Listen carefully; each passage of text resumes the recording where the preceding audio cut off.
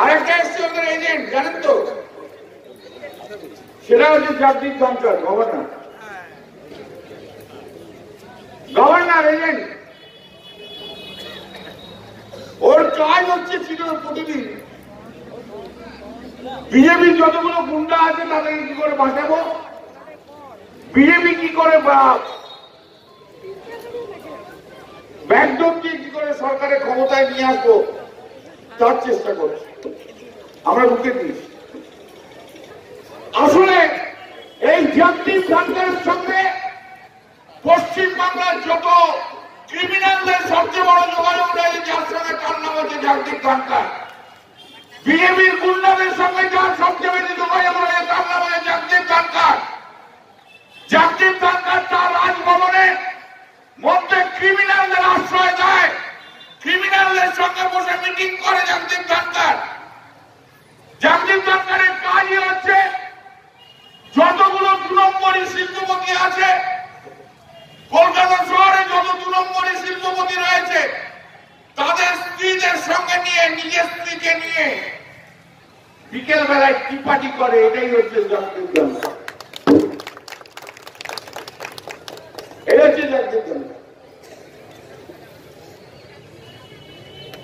অদ্ভুত একটা লোক, বলে 356 করবো। আমরাও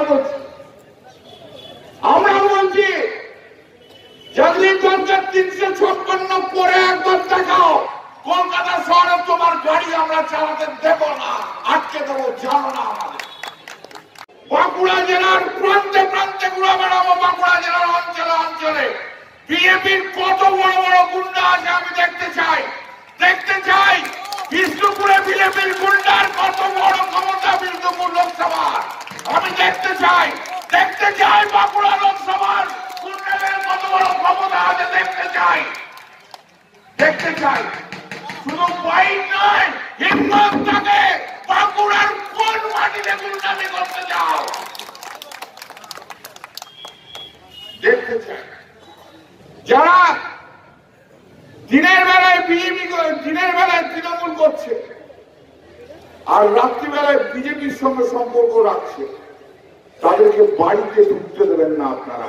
তাদেরকে যদি বিজেপি করো না, কোনো অসুবিধা তো কিছু নেই।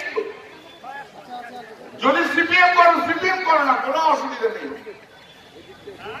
কিন্তু তৃণমূলও করবো, আবার রাত্রিবেলায় বিজেপির সঙ্গে যোগাযোগ রাখবো, সেই জায়গা হতে দেবো না, সেই জায়গা শেষ করবো।